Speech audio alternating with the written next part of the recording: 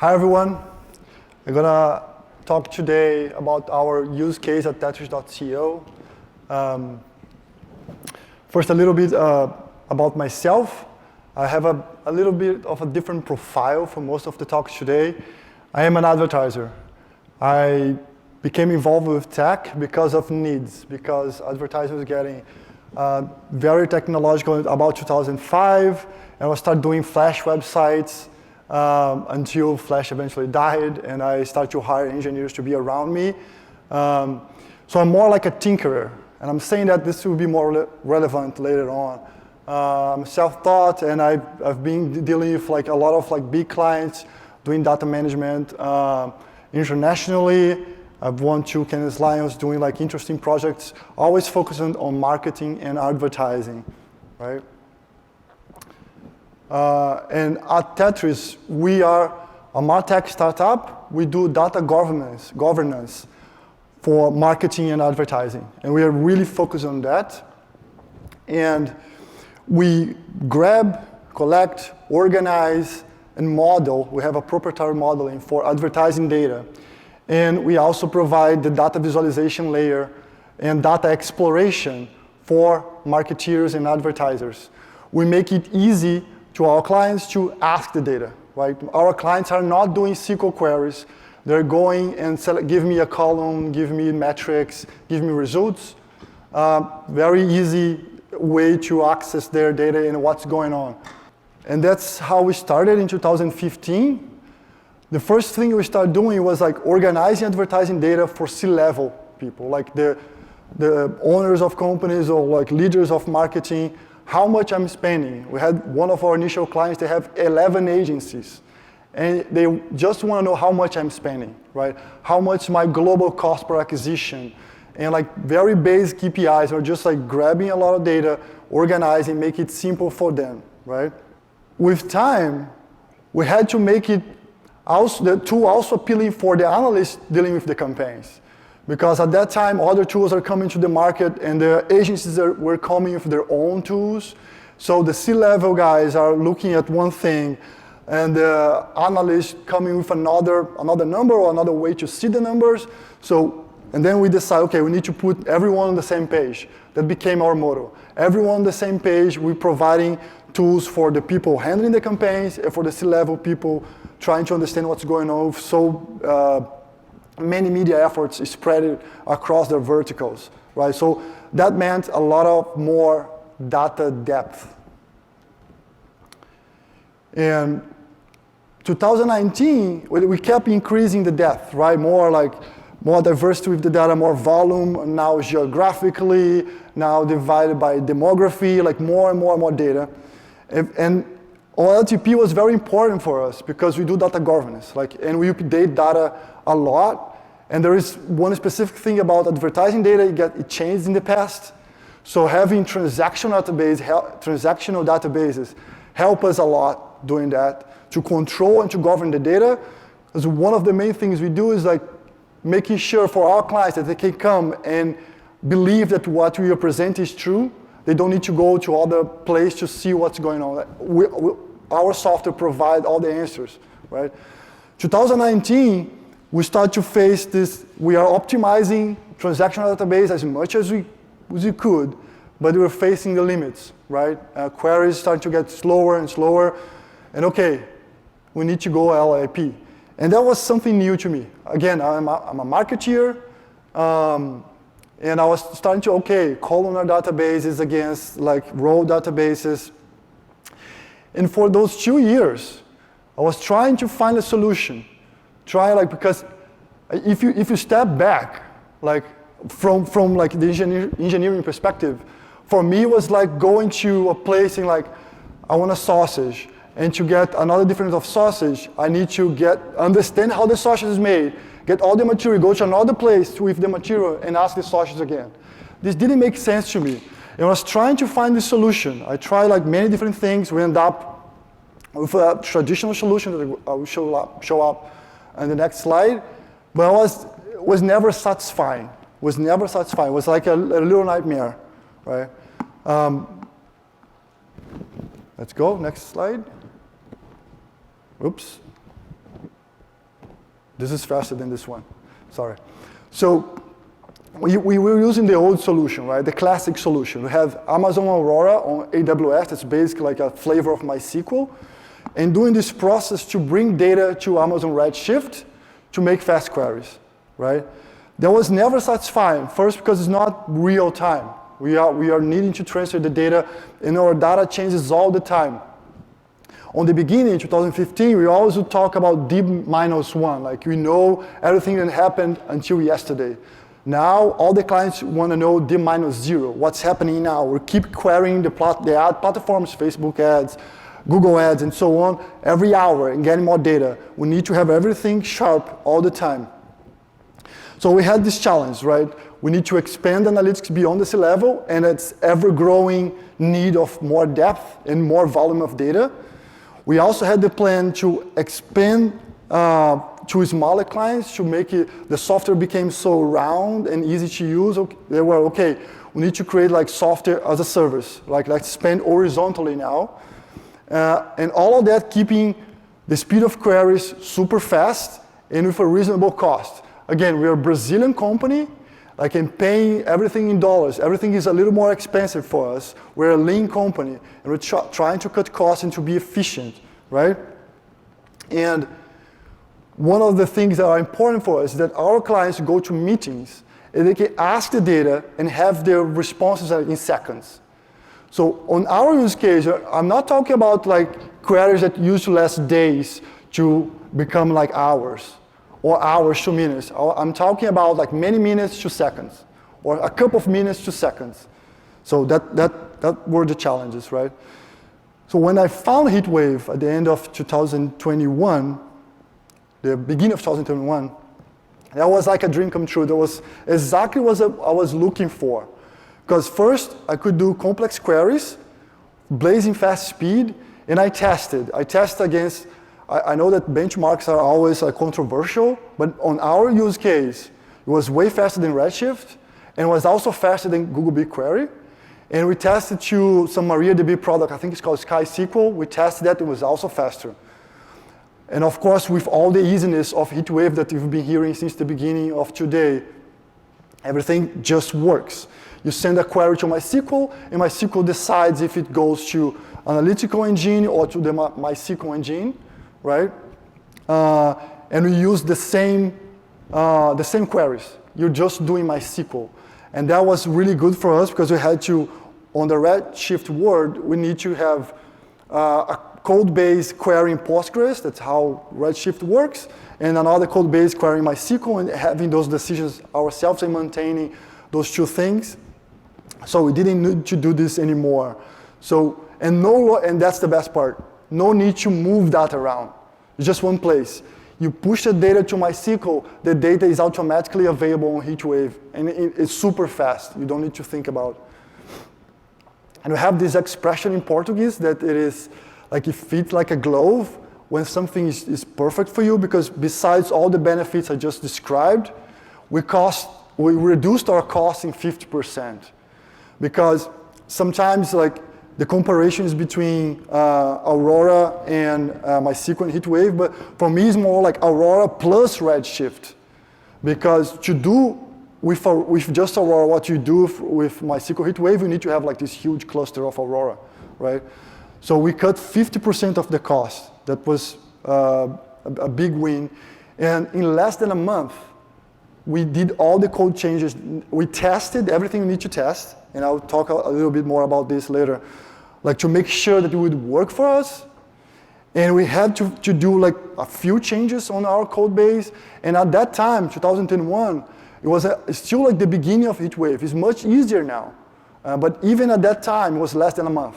It didn't take much effort to switch everything to MySQL HeatWave, right? It kind of like changed the way we think our business now. We don't need to take care of this whole headache now of moving data, of handling a whole different set of queries to hit the analytical cluster, etc.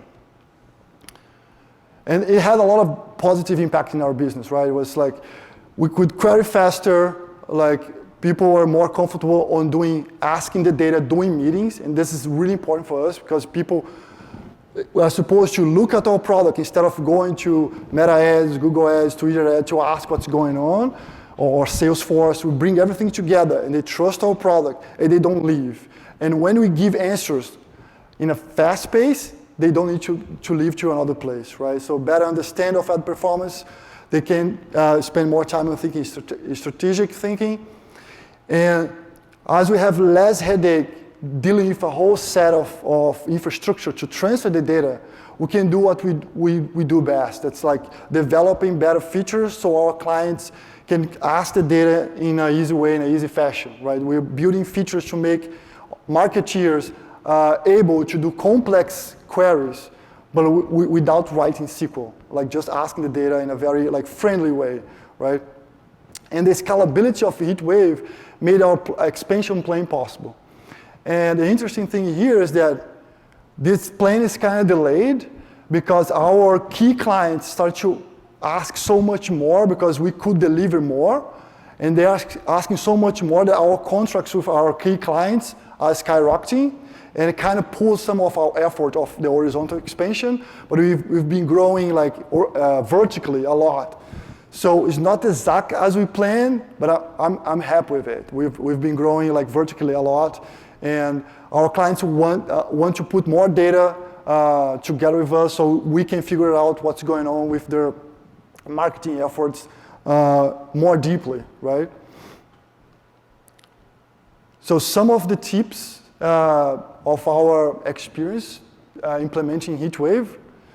First of all, it does not support all MySQL queries. Since 2021, the Oracle team is super responsive, trying to put more and more queries available, but it's not all queries. Some queries are obvious, will not be supported, etc. But you need to study your use case and make sure that everything you need is available. So you don't implement it and then you find a roadblock that you will not be able to do the things you need to do. We found some roadblocks in the beginning that we managed to circumvent, or the Oracle team helped us, and now we have everything we need. But make sure that that all the main queries, the main targets that you need are available, okay, before implementing. The other thing is, so MySQL uses machine learning and some parameters to decide if a query goes to OLAP or OLTP, right? You just query, and the result comes back to you. We don't need to think about which engine is provide you the answer, right? This is amazing, but it's not perfect. On our use case, we discovered that for some queries, the query will be offloaded to OLTP and take 2 minutes because the cost threshold is small. But if that same query goes to HeatWave, it takes a second or 2 seconds. So for some parts of our system, we force HeatWave. So to make sure that we always have super fast speed, because sometimes the machine learning is not so perfect, right? At the same time, there are some edge use cases where the query will have a huge cost, and we will hit HeatWave, but we would be faster on OLTP. We also found a use case like that in our use case.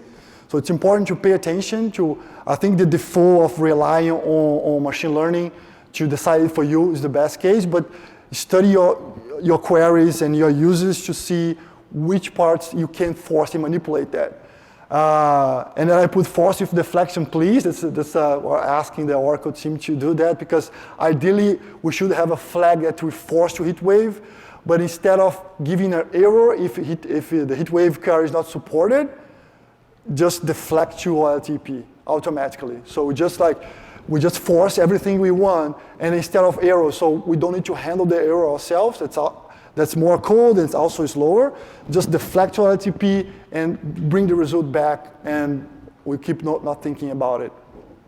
Another tip that's really important, and we are not actually using that right now, but I would be amazing if we had, but we're going to change to that eventually. It's mark the tables and the columns that you want to see loaded to HeatWave with some taxonomy. Like, for example, __HW. Because you can use some regex queries to say like, push everything with underscore underscore HW to HeatWave. And that's way easier than like because the way we are now, and that's how we built in the beginning, just kept building like this.